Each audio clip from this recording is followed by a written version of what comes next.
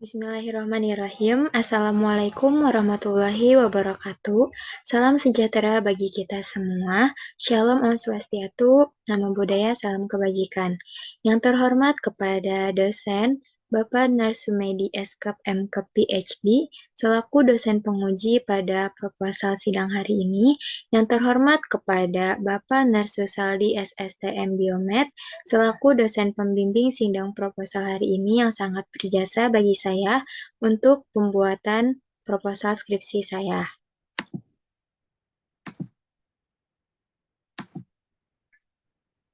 Pada hari ini, pada hari Sabtu, tanggal 12 November tahun 2022, dengan saya Virial NPM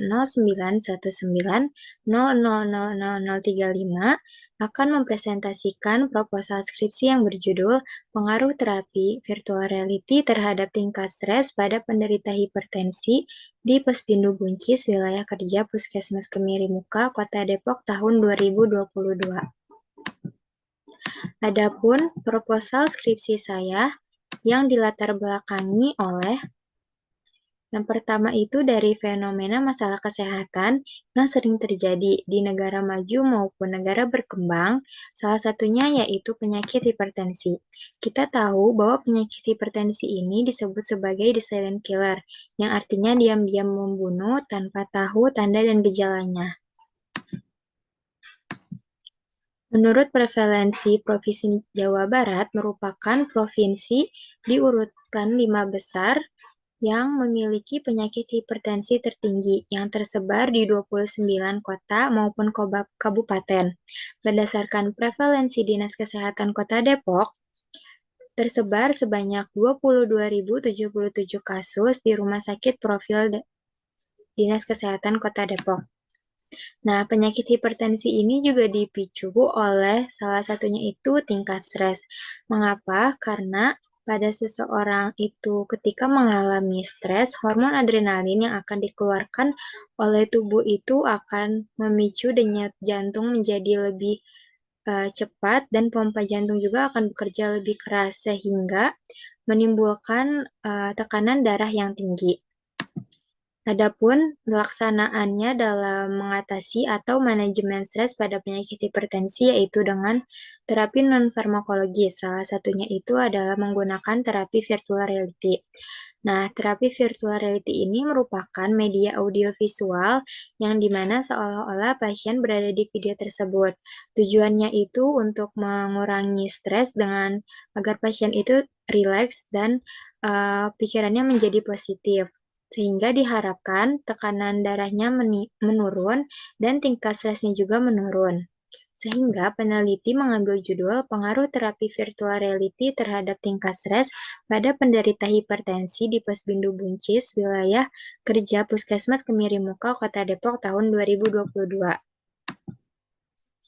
Selanjutnya ada urgensi penelitian. Peneliti menemukan dari hasil studi pendahuluan yang dilakukan pada bulan September 2022 di Pospindu Buncis, Wilayah Kerja Puskesmas Kemiri Muka, Kota Depok tahun 2022, yaitu dengan dilihat dari per trimesternya. Yang pertama itu pada bulan Januari sampai Maret terlihat 31 orang pasien yang mengalami hipertensi, lalu April sampai Juni 34 orang, Juli sampai September 38 orang yang mengalami hipertensi. Nah, mengapa saya mengambil penelitian di Kota Depok, tepatnya di Pospindu Buncis, di wilayah kerja Puskesmas Kemiri Muka? Karena saya menemukan fenomena dari hasil studi pendahuluan saya bahwa adanya peningkatan penyakit hipertensi di wilayah tersebut.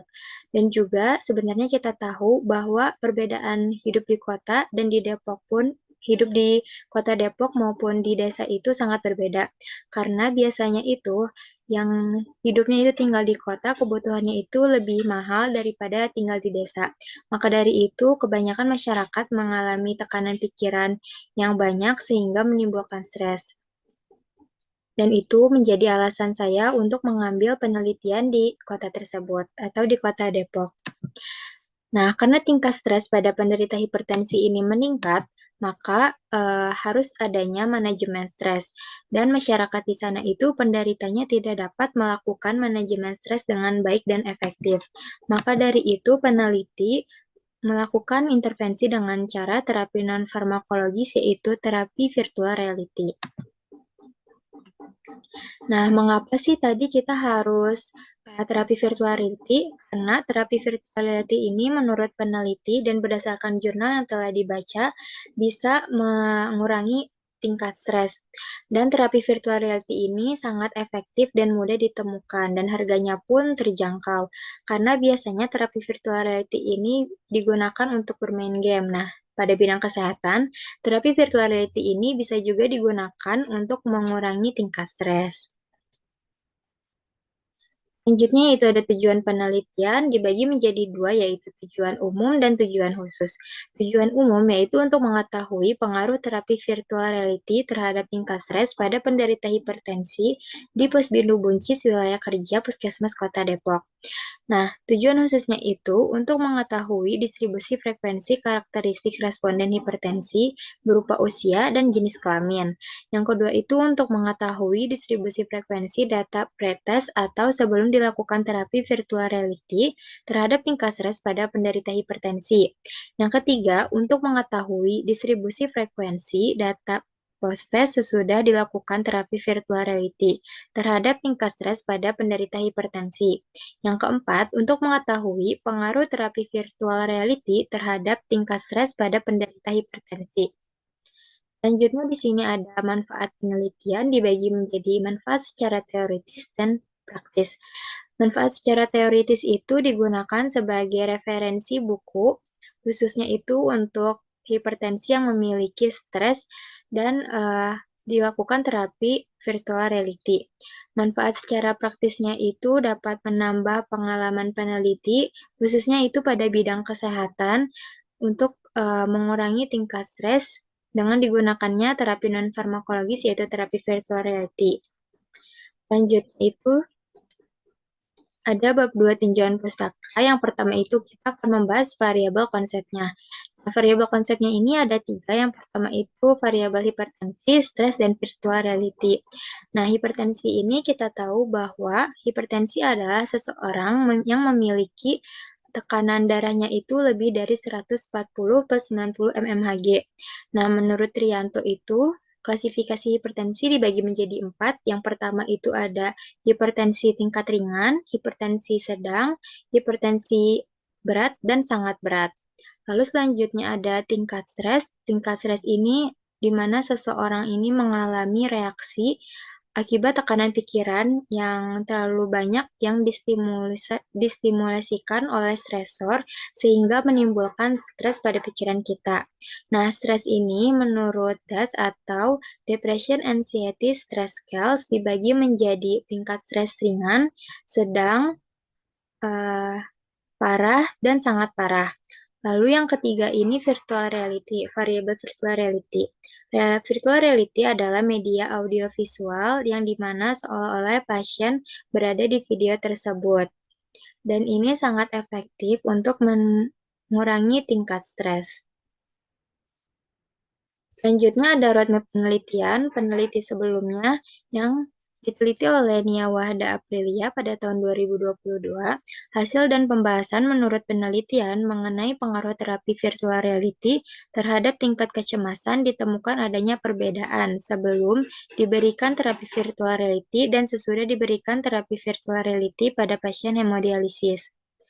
Selanjutnya, penelitian yang akan dilakukan oleh penelitian sebelumnya itu hanya fokus meneliti variabel tingkat kecemasan pada pasien hemodialisis dengan menggunakan desain one group pretest dan post-test. Sedangkan peneliti yang akan dilakukan peneliti berfokus pada tingkat stres penderita hipertensi dengan menggunakan desain penelitian two group pretest dan post-test with control. Selanjutnya, luaran penelitiannya ini berupa publikasi, yaitu berupa buku referensi yang ber-ISBN. Buku tersebut akan memuat konsep tentang hipertensi secara umum dan terapi virtual reality, yang dapat diberikan sebagai penata laksanaan manajemen stres pada penderita hipertensi. Selanjutnya di sini ada kerangka teori. Faktor yang mempengaruhinya itu ada usia dan jenis kelamin yang menimbulkan stres. Dari usia itu kita bisa melihat semakin bertambah usia, maka stres itu akan bisa terjadi dengan cepat. Lalu jenis kelamin itu dapat mempengaruhi, yaitu dibagi menjadi pria dan wanita, dan biasanya untuk menjelang lansia itu pada usia eh, pralansia biasanya mengalami stres. Nah, stres tersebut dapat memicu penyakit hipertensi. Hipertensi itu dibagi menjadi empat, yaitu hipertensi ringan, sedang, berat, dan sangat berat. Lalu stres itu klasifikasinya dibagi menjadi tiga, berat, sedang, dan ringan. Dan hipertensi ini dapat kita manajemen stres pada hipertensi dengan dua cara, yaitu terapi farmakologis dan terapi non-farmakologis. Nah, contoh dari terapi farmakologisnya itu terapi obat antihipertensi, dan terapi non-farmakologisnya itu yang pertama ada terapi virtual reality, senam hipertensi, dan obat herbal. Selanjutnya di sini ada kerangka konsep yang dimana variabel independennya itu adalah terapi virtual reality dan dependennya itu hipertensi dan stres. Selanjutnya ada variabel confounding atau variabel rancu yang faktor pemicunya itu ada usia dan jenis kelamin. Selanjutnya di sini ada definisi operasional, yaitu ada variabel terikat, hipertensi, alat ukurnya itu lembar observasi, cara ukurnya itu menggunakan tensimeter, hasil ukurnya itu ada 4. Yang pertama hipertensi ringan, yaitu 140 per 90 mmHg, hipertensi sedang 160 per 100 mmHg, hipertensi berat 180 per 110 mmHg, hipertensi maligna atau sangat berat 210 per 120 mmHg menurut Trianto 2014 dan skala ukurnya itu rasio. Selanjutnya, tingkat stres ini menggunakan alat ukur DAS, yaitu yang sudah baku, Depression Anxiety Stress Scales. Cara ukurnya mengisi lembar kuesioner. Dan hasil ukurnya itu dibagi menjadi 5, yaitu normal 0 sampai 14 skornya, ringan 15 sampai 18, sedang 19 sampai 25, parah 26 sampai 33, dan sangat parah itu lebih skornya itu dari 34. Menurut DAS, Depression Anxiety Stress Scales, dan skala ukurnya itu ordinal. Selanjutnya di sini ada variabel bebas, yaitu terapi virtual reality. Alat ukurnya itu sesuai dengan SOP yang akan diberikan. Cara ukurnya itu dilakukan tindakan dengan pasien itu menonton video yang berupa medianya itu virtual reality, dan skala ukurnya itu bersifat nominal. Selanjutnya di sini ada variabel confounding, variabel perancu yaitu usia dan jenis kelamin. Usia ini alat ukurnya dengan lembar observasi, cara ukurnya dilakukan dengan observasi dan wawancara. Hasil ukurnya itu dibagi menjadi dua menurut WHO, World Health Organization. Pralansia itu 45-59 tahun dan lansia lebih dari 60 tahun. Skala ukurnya itu nominal. Selanjutnya jenis kelamin, yaitu alat ukurnya lembar observasi. Cara ukurnya sama, yaitu dilakukan dengan mengisi lembar observasi dan wawancara. Hasil ukurnya menurut Depkes tahun 2008, yaitu menjadi pria dan wanita, dan skala ukurnya itu nominal. Selanjutnya di sini ada hipotesis, hanya itu ada pengaruh sebelum dan sesudah dilakukan terapi virtual reality terhadap tingkat stres pada penderita hipertensi di Posbindu Buncis, wilayah kerja Puskesmas Kemirimuka, Kota Depok tahun 2022. Hal nolnya itu tidak ada pengaruh sebelum dan sesudah dilakukan terapi virtual reality terhadap tingkat stres pada penderita hipertensi di Posbindu Buncis, wilayah kerja Puskesmas Kemirimuka, Kota Depok tahun 2022. Selanjutnya, bab 3 yaitu ada metode penelitian. Nah, jenis penelitian yang akan dipakai oleh peneliti yaitu menggunakan kuantitatif dengan desain to group, pretest, dan post-test with control. Selanjutnya, teknik pengambilan sampelnya ini, teknik itu dengan dilakukan non-probability sampling dengan jenis purposive sampling, yang dimana pada purposive sampling ini tidak menggunakan non-random sampling, sehingga peneliti ini mengambil samplingnya itu tidak secara acak, yang harus sesuai dengan kriteria inklusi dan eksklusinya. Selanjutnya di sini ada instrumen penelitian dilakukan dengan lembar kuesioner DAS, yaitu Depression Anxiety Stress Scales, dan lembar observasi. Selanjutnya di sini ada prosedur penelitian. Yang pertama itu persiapan. Peneliti melakukan izin surat penelitian di bidang akademik S1 Keperawatan UIMA. Yang kedua itu mengajukan surat penelitian ke Dinkes dan Posbindu Buncis Wilayah Kerja Puskesmas Kemiri Muka. Yang ketiga melakukan studi pendahuluan pada puskesmas tersebut. Selanjutnya ada pelaksanaan. Yang pertama itu peneliti menyiapkan lembar observasi dan kuesioner. Yang kedua peneliti melakukan pretest. Yang ketiga pelaksanaan terapi virtual reality yang dilakukan selama 5-10 menit. Yang keempat peneliti melakukan post-test. Selanjutnya di sini ada pengolahan data. Yang pertama ada pengecekan data atau yang disebut dengan editing, di mana peneliti ini mengecek lagi apakah data sesuai dengan responden yang telah mengisinya. Selanjutnya yang kedua ada pemberian kode atau coding, di mana peneliti ini melihat lagi memasukkan datanya. Yang ketiga ada proses processing, di mana peneliti ini melakukan menginput data melalui SPSS untuk data respondennya. Yang keempat ini pembersihan data, di mana cleaning, yaitu peneliti ini mengecek ulang kembali apakah datanya itu sudah sesuai dan sudah lengkap atau belum. Nah, berikut ada lampiran dokumentasi yang telah dilakukan oleh peneliti, yaitu studi pendahuluannya pada bulan September 2022 di Pusbindu Buncis, Wilayah Kerja Puskesmas Kemiri Muka, Kota Depok tahun 2022. Terima kasih, sekian sidang proposal saya pada hari ini. Kurang lebihnya saya mohon maaf. Wassalamualaikum warahmatullahi wabarakatuh.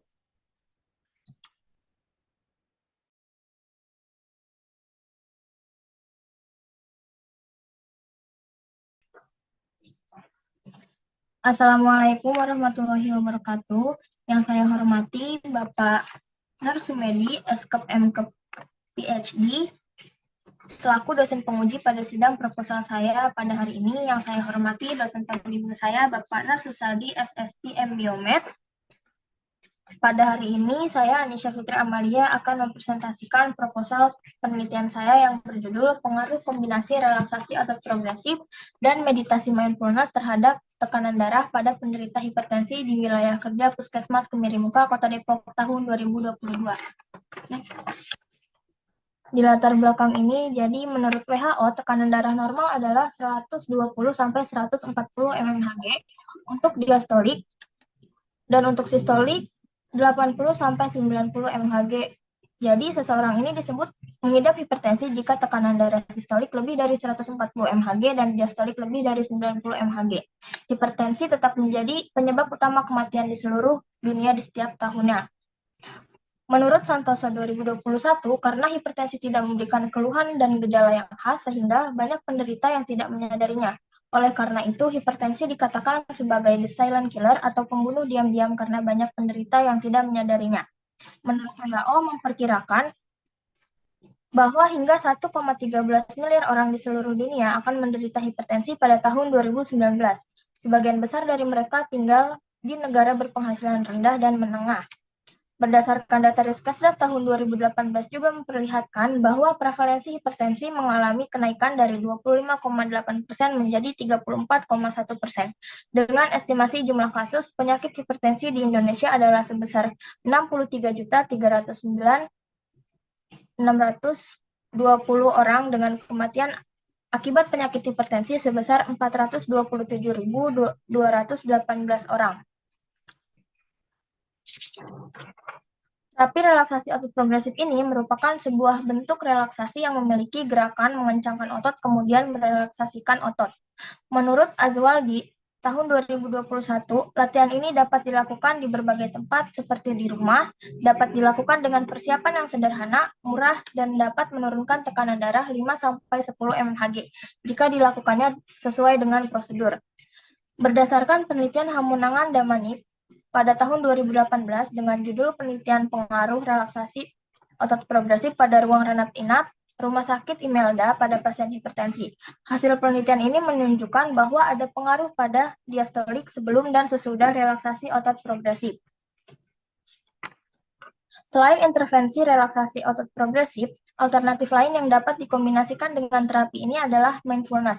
Terapi ini mengarah ke suasana hati yang lebih baik dan dapat menangani stres.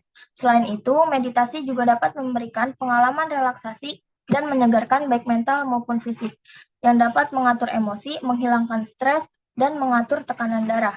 Berdasarkan penelitian Agung Widyastuti pada tahun 2022 tentang efektivitas meditasi mindfulness terhadap penurunan tekanan darah pada hipertensi. Hasil analisis ini menunjukkan bahwa ada pengaruh meditasi mindfulness terhadap penurunan tekanan darah pada penderita hipertensi. Next.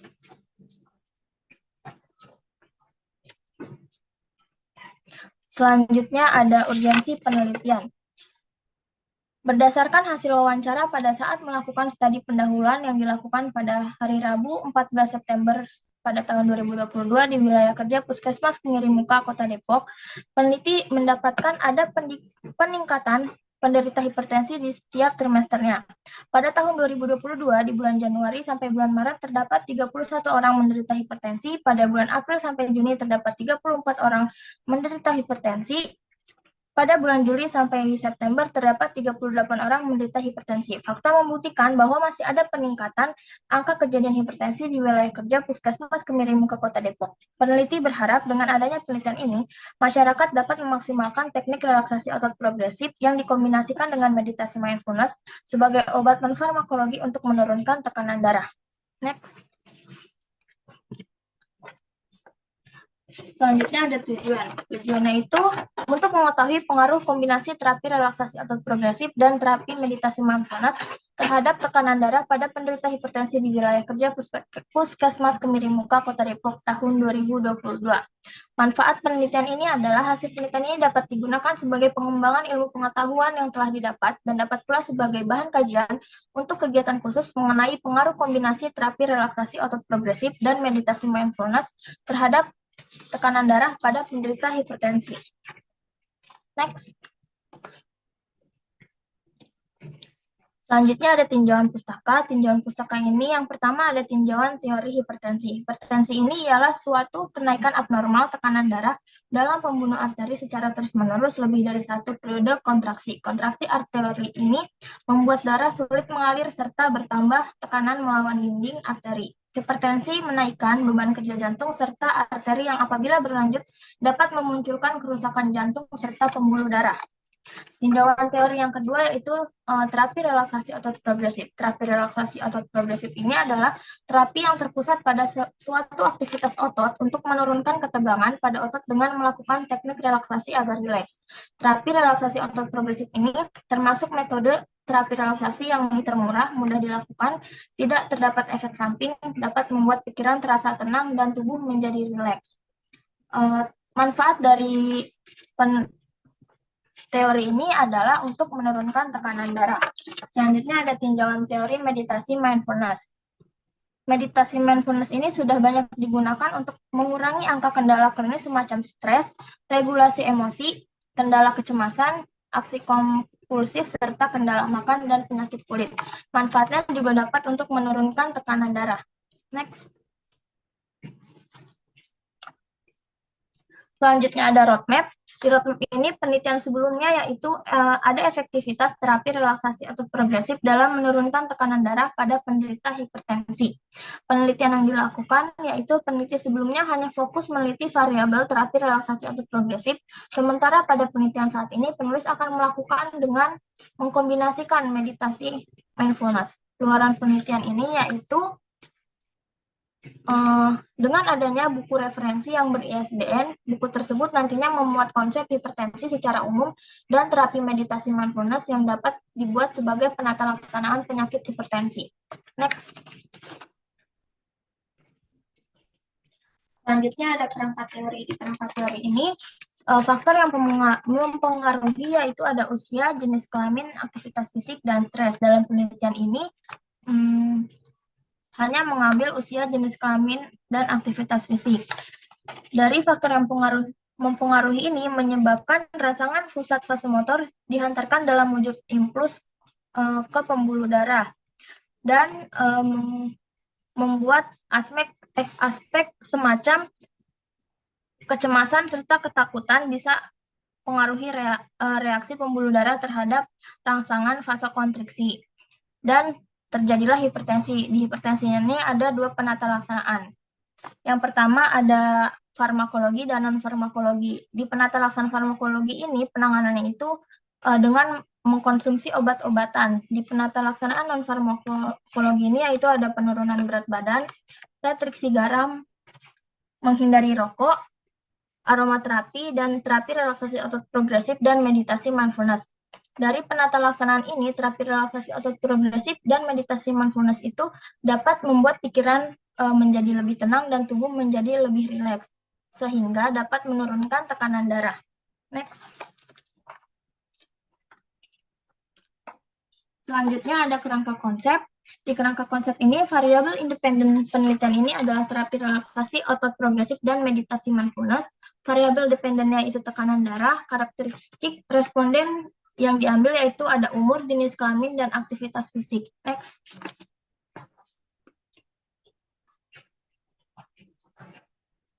Selanjutnya ada definisi operasional. Di definisi operasional ini, di variabel independennya yaitu terapi relaksasi otot progresif dan meditasi mindfulness. Alat ukurnya itu ada lembar observasi perlakuan, skala ukurnya menggunakan nominal. Pada variabel dependennya yaitu ada tekanan darah dengan alat ukur sphygmomanometer yang sudah dikalibrasi, stetoskop, dan lembar observasi. Dan skala ukurnya itu ordinal. Next. Selanjutnya ada karakteristik responden, yaitu ada usia, jenis kelamin, dan aktivitas fisik. Next. Hipotesis pada penelitian ini yaitu pada hipotesis 0 atau HO, tidak ada pengaruh kombinasi terapi relaksasi otot progresif dan meditasi mindfulness terhadap tekanan darah pada penderita hipertensi di wilayah kerja Puskesmas Kemiri Muka Kota Depok tahun 2022. Hipotesis alternatifnya atau HA-nya yaitu ada pengaruh kombinasi terapi relaksasi otot progresif dan meditasi mindfulness terhadap tekanan darah pada penderita hipertensi di wilayah kerja Puskesmas Kemiri Muka Kota Depok tahun 2022. Next. Selanjutnya ada metode penelitian. Jadi pada penelitian ini jenis penelitiannya adalah kuantitatif dengan desain penelitian quasi eksperimen dan menggunakan pendekatan pretest post-test with control group. Next. Selanjutnya ada populasi dan sampel penelitian. Pada populasi yang digunakan dalam penelitian ini adalah penderita hipertensi yang ada di wilayah kerja Puskesmas Kemiri Muka Kota Depok, Pos Bindu Bucis, sebanyak 38 orang dengan kriteria inklusi dan kriteria eksklusi. Untuk sampelnya yaitu menggunakan sampel yang digunakan di penelitian ini adalah penderita hipertensi yang memenuhi kriteria inklusi dan eksklusi di wilayah kerja Puskesmas Kemiri Muka Kota Depok. Tempatnya di Pos Bindu Buncis. Untuk teknik pengambilan sampelnya yaitu dengan menggunakan teknik non-probability sampling dengan jenis purposive sampling. Next. Tempat dan waktu penelitian. Waktunya itu yang digunakan dalam rentang waktu September 2022 sampai Januari 2023 dengan menyesuaikan situasi dan kondisi yang terjadi. Tempatnya itu bertempat di Pos Bindu Buncis, wilayah kerja Puskesmas Kemiri Muka, Kota Depok. Next. Alat pengumpulan datanya itu yang pertama ada persiapan. Di sini ada perizinan studi pendahuluan, pelaksanaannya yaitu ada teknik pengumpulan data menggunakan lembar observasi dan lembar demografi. Untuk analisis datanya itu menggunakan univariat dan bivariat. Pada akhir penelitian ini nanti menyajikan hasil analisis data dan membuat laporan hasil penelitian. Next. Untuk pengolahan datanya yaitu ada editing, coding, dan cleaning.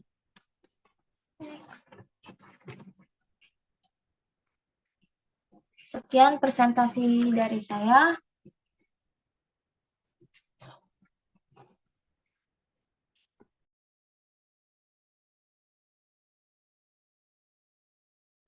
Berikut ya, supaya nanti pertanyaannya kan pasti berulang nih. Baik, Ria, Bapak. judulnya apa tadi ya, Ria? Judul penelitian saya, pengaruh terapi virtual reality terhadap tingkat stres pada penderita hipertensi. Oh, virtual tuh itu ya, melihat gambar atau Ya, apa ya, video ya? yang memakai media audiovisual itu Pak seperti kacamata. Oh, Jadi nanti alatnya itu 4 dimensi, jadi pasiennya itu bisa melihat seolah-olah berada di tempat tersebut, di video tersebut. nah, kalau boleh tahu isi videonya tentang apa ya? Untuk isi videonya itu, eh, di penelitian yang sudah saya baca, jurnal sebelumnya itu tentang pemandangan alam untuk mengurangi tingkat stres sehingga pasien itu bisa mengurangi tingkat stres dengan menonton video tersebut. Sehingga pasiennya itu menjadi rileks dan bisa bisa berpikir positif setelah melihat video tersebut. Seperti itu, Pak. Soalnya kan gini, kalau lihat video, ada kan punya pengalaman berbeda-beda ya. Ada yang senangnya lihat misalnya pemandangan, ada yang melihat tentang mungkin eh, kegiatan ibadah. Nah ini apakah ada pilihan nggak atau cukup hanya pemandangan saja? Untuk saat ini mungkin hanya pemandangan, dan jika ada saran Bapak yang tadi, bisa dimasukkan seperti tempat ibadah dan lain-lain untuk agar pasiennya itu lebih rileks dan mengurangi tingkat stres. Ya, karena gini, Mbak Prial, jadi orang stres itu kadang dia punya pengalaman yang berbeda-beda. Ya, jadi pengalaman ini yang membuat seseorang mungkin bisa memiliki latar belakang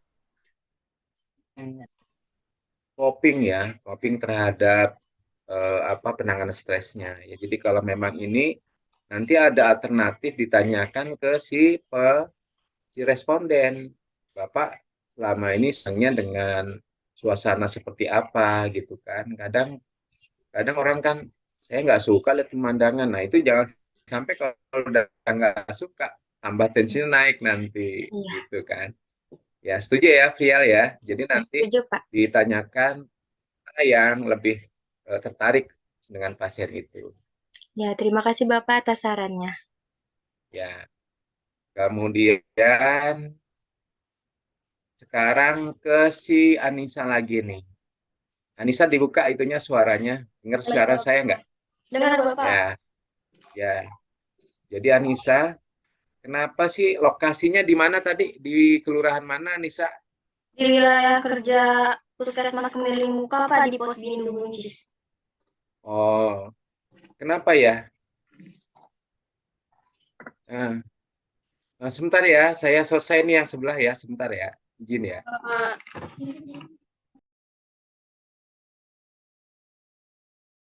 Sih lokasinya ngambil di Kemiring Muka, apa nggak ngambil di tempatnya Pak Susaldi misalnya? Alasannya apa tuh kira-kira? Baik Bapak, karena berdasarkan hasil tadi pendahuluan saya Pak di Puskesmas Kemiring Muka ini, tempatnya itu kan di Pos Bindu Buncis ya Pak, lebih tepatnya. Eh, saya ini mendapatkan data peningkatan penderita hipertensi di trimesternya Pak, di setiap trimesternya. Pada tahun 2022 ini, di bulan Januari sampai Maret itu, terdapat 31 orang menderita hipertensi. Pada bulan April sampai Juni juga terdapat 34 orang menderita hipertensi. Pada bulan Juli sampai bulan September juga terdapat 38 orang menderita hipertensi. Bahwa ternyata tuh masih ada peningkatan angka kejadian hipertensi ini di wilayah kerja Puskesmas Kemiring Muka Kota Depok, tempatnya di Pos Gili Bugis. Dan setelah saya melakukan wawancara juga, masyarakat di sana pun sangat antusias untuk melakukan terapi yang akan saya berikan Pak, karena mereka masih awam gitu Pak, belum mengetahui. Dan juga di wilayah kerja Puskesmas Kemiring Muka ini belum pernah di, dilakukan penelitian tentang pengaruh relaksasi otot progresif dan meditasi mindfulness.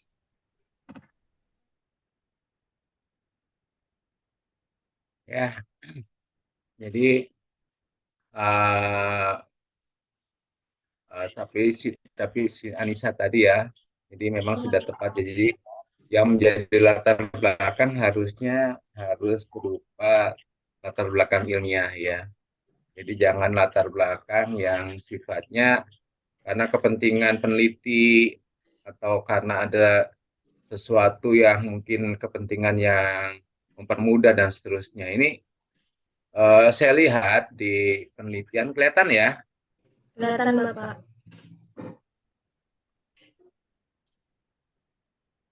Ini sebetulnya saya lihat di penulisan banyak banget ya. Ini ya, kalau nggak salah kelihatan kan di share screen-nya ya. Maaf Bapak, tapi belum terbuka proposalnya Pak. Oh, belum terbuka. Stopin dulu. Iya Dulu Pak. ya, sekarang lagi ya. Baik Bapak. Ini udah kelihatan? Sudah Pak. Nah, ini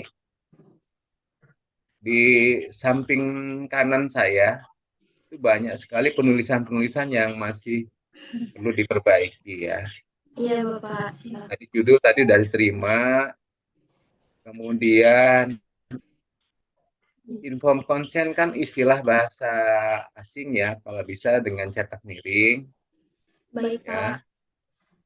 Kemudian kalau dan lain-lain at all ya, nggak boleh dan lain-lain. Peneliti itu nggak boleh ada at all ya. Istilahnya Baik pakai Pak. miring. Penulisan nih, ponderira. Oh Nah, iya. ini juga harus diperbaiki nih. Kalau saya sih nggak teliti-teliti banget sih, Anissa, karena saya pakai Grammarly ya. Jadi itu langsung ditunjukkan mana-mana yang salah nih. Kata Depok harus huruf besar ya, jadi jangan huruf kecil. Depok kan nama kota ya. Iya Pak. Ini penulisan Depok harus. Nah, kemudian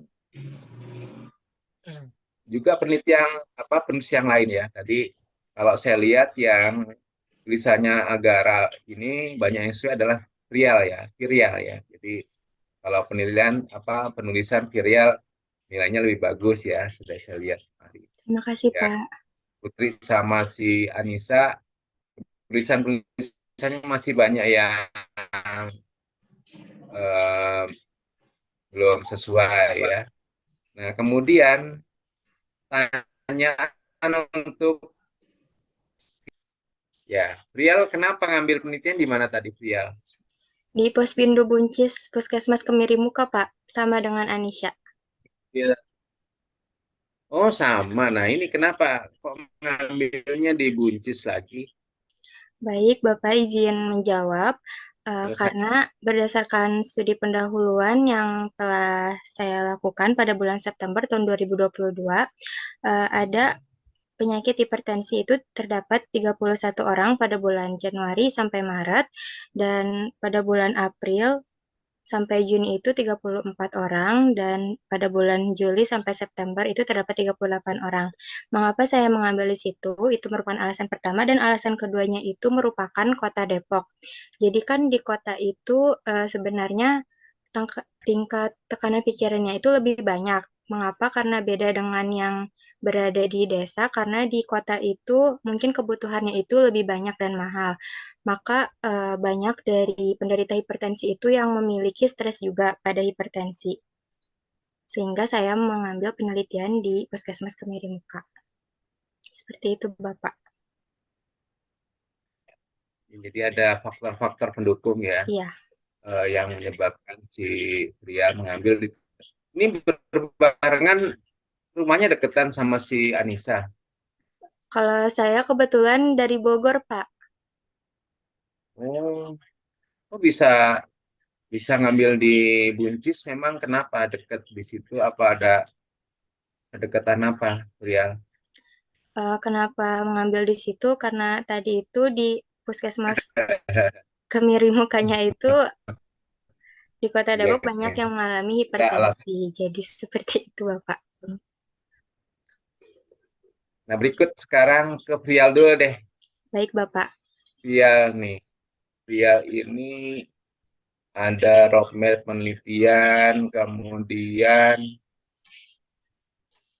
ada di konsep ya, kakak konsep itu ada variable confounding. Apa sih peran variable confounding ini menurut Fria? Baik, Bapak. Jadi, variabel confounding itu disebut sebagai variabel moderat. Jadi, variabel moderat ini yang memicu terjadi penyakit hipertensi, terjadi pada stres pada hipertensi. Contohnya itu karakter tadi yang saya masukkan, yaitu ada usia dan jenis kelamin. Mengapa? Karena usia ini memicu penyakit hipertensi. Di usia ini, kebanyakan yang mengalami hipertensi itu menurut WHO ada di umur pada usia pralansia, yaitu 45 tahun sampai 59 tahun, dan lansia itu lebih dari 60 tahun. Sedangkan pada karakteristik jenis kelamin, yaitu menurut Depkas tahun 2008 dikategorikan menjadi pria dan wanita, tetapi lebih banyak pada wanita yang menjelang lansia daripada pria. Karena hormon adrenalin yang dikeluarkan oleh wanita ketika lansia itu lebih banyak daripada pria. Seperti itu, Bapak. Kemudian eh, apakah faktor confounding ini diteliti nggak? Dimasukkan ke dalam penelitian nggak? Dimasukkan, Bapak. Di lembar observasinya ada. Ada ya. Karena mungkin saya jelaskan sedikit ya. Jadi faktor confounding adalah faktor perancu. Perancu itu yang mempengaruhi hasil. Jadi terapi virtual reality ini bisa berpengaruh berbeda-beda terkait dengan hipertensi dan stres. Karena tadi yang dijelasin oleh si Virial tadi, mungkin terapi virtual reality ini umurnya berbeda, akan hasilnya berbeda. Gitu. Jadi rancu atau confounding ini adalah yang mempengaruhi dari penelitian. Ya.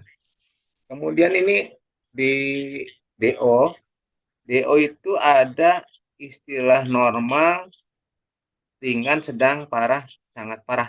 Itu angka-angkanya dari mana itu, apa Virial? Untuk klasifikasi hipertensi ya, Pak? Ya, di tingkat stresnya. Oh, di tingkat stresnya itu diambil dari kuesioner DAS, yaitu Ya, Depression Anxiety Stress Scale. Jadi, dikategorikan di situ ada yang ringan sampai sangat parah. Skornya ditentukan lewat kuesioner DAS, Pak. ya, betul. Setuju ya. Jadi jangan membuat angka-angka ini sembarangan. Tapi kalau si Virial ini ada standar yang digunakan. Ya. Nah, kemudian bisa nggak diceritakan SOP-nya? Bagaimana, apakah ada langkah-langkah awal nggak? Atau mengambil sampelnya, saya cari yang tua-tua aja, yang perempuan semua, atau yang lagi semua, itu ada nggak? Bagaimana mencari variabel-variabel? Silakan. Baik Bapak, untuk variabel usianya ini memang pada penyakit hipertensi ini banyaknya itu pada umur dimulai dari pralansia yang tadi sudah dijelaskan dari 45 tahun sampai lanjut usia.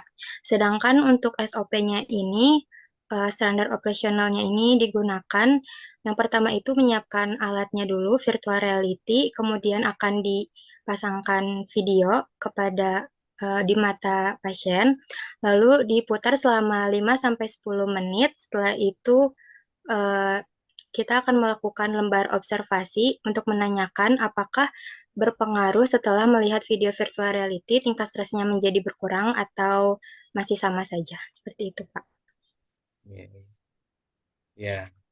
Berapa lama itu dipasang videonya, Ria? 5-10 menit, Pak. Oh iya. Jadi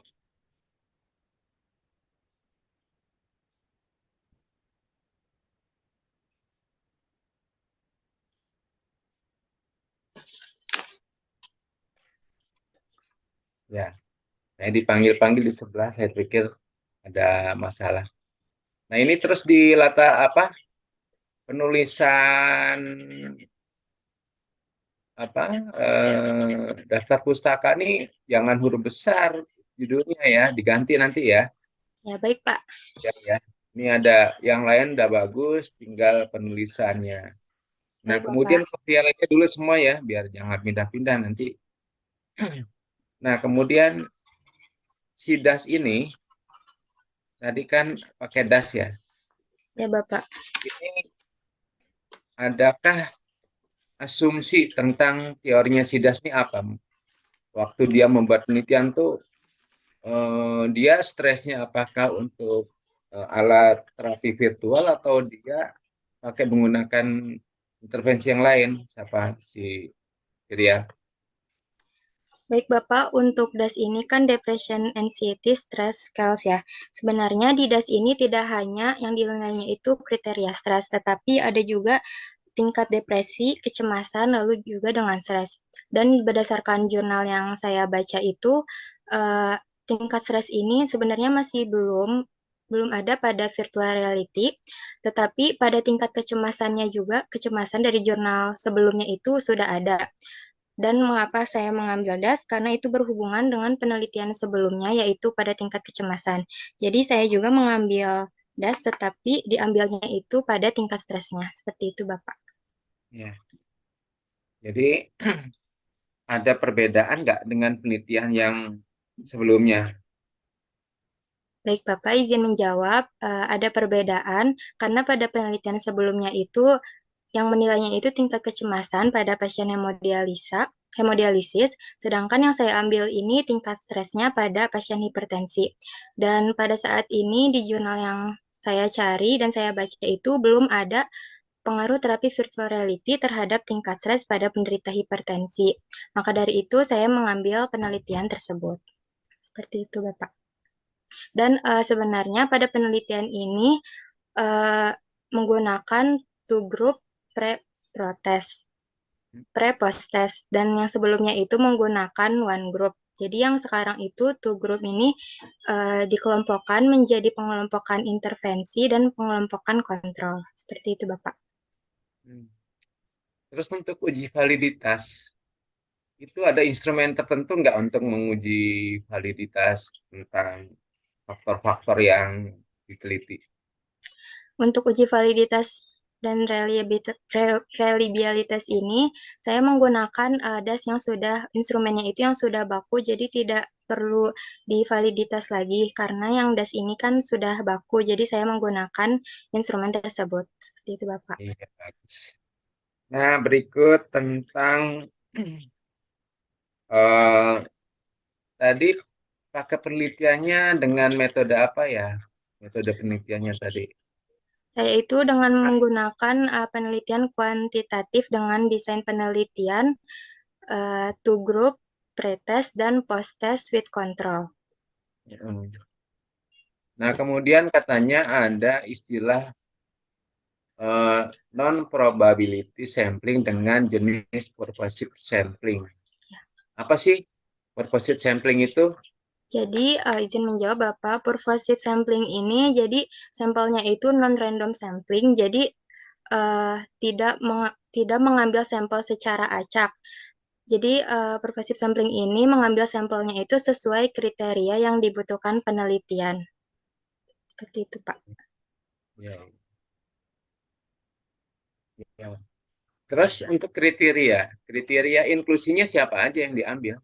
Untuk kriteria inklusinya itu pada usia yang tadi saya sudah jelaskan, karena pada penyakit hipertensi itu banyak yang dialami pada pralansia sampai lansia, dan juga untuk kategori eh, jenis kelaminnya itu pria dan wanita. Untuk eksklusinya ini pasien yang tidak mengalami stres pada hipertensi dan juga tidak memiliki hipertensi. Seperti itu, Bapak. Ini kan kalau dengan apa pemandangan tadi Ya, itu kan penglihatan yang berpengaruh ya. iya, Pak. Kalau orang pakai kacamata sama orang yang nggak bisa melihat itu gimana caranya? Kan dia nggak bisa merasakan gimana. Apakah ada musiknya juga atau gimana tuh? Untuk saat ini hanya audio visualnya saja, Pak. Penglihatannya aja yang disediakan video-videonya.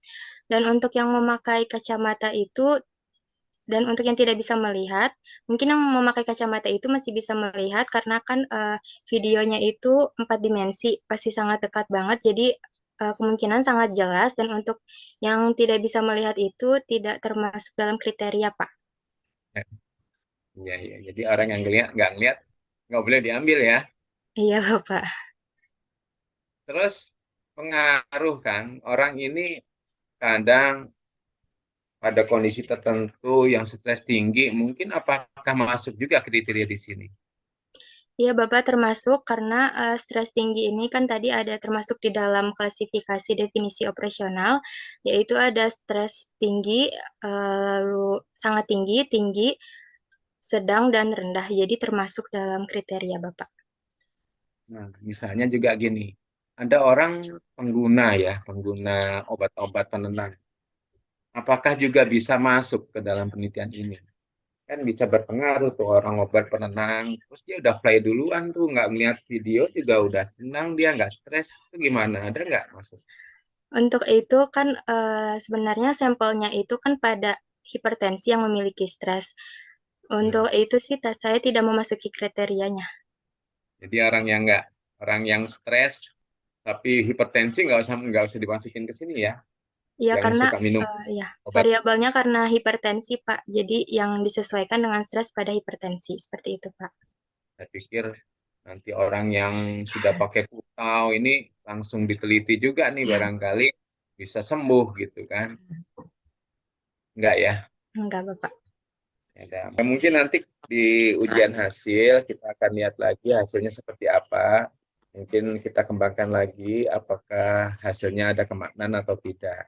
Saya rasa cukup dari saya. Saya kembalikan ke Pak Susaldi. Prinsipnya saya setuju dan bisa dilanjutkan Ya, dengan catatan ya.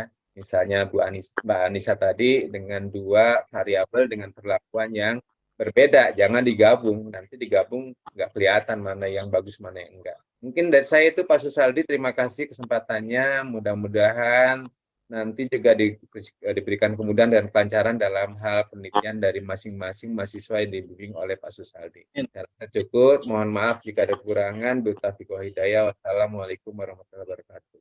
Waalaikumsalam warahmatullahi wabarakatuh. Suara saya bisa terdengar ya? Bisa, Pak. Ya, Pak, mungkin sebelum kita tutup tadi saya luruskan terkait yang Anissa ya Pak ya, instrumennya.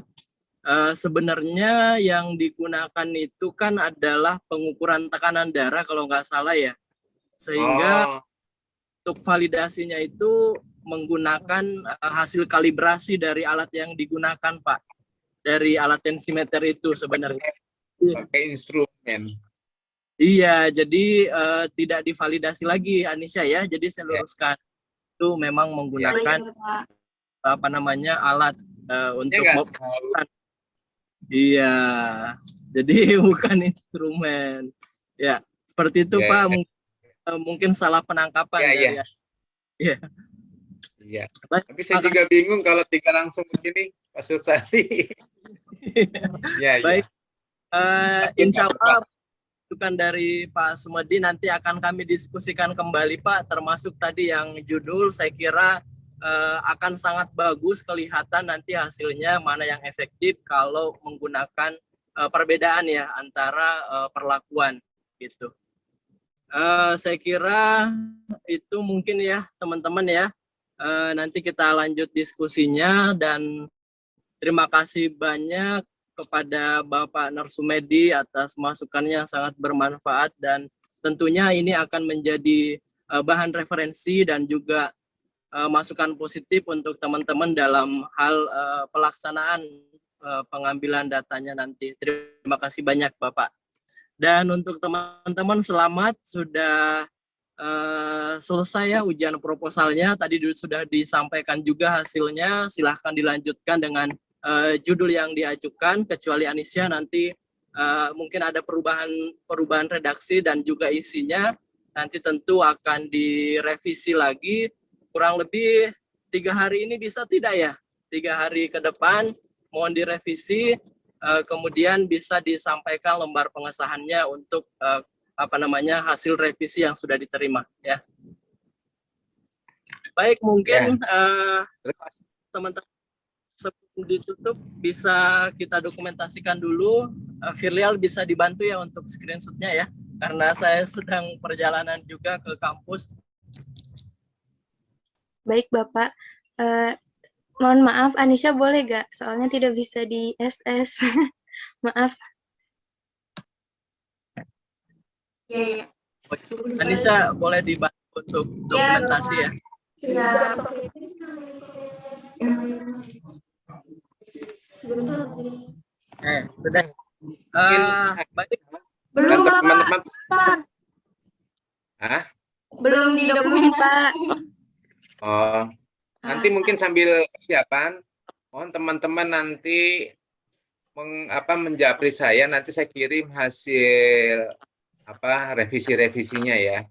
Karena saya nggak tahu nih nomornya yang Anissa, yang Firya, yang Putri, nanti saya kirim sesuai dengan namanya, nanti saya kirim ya. Setelah ini di WA, nih Pak saya Anissa gitu, nanti saya kirim hasil revisi dari si Anissa dan teman-teman. Mungkin itu, terima kasih, lanjut. Baik, didokumentasikan dulu ya, Pak.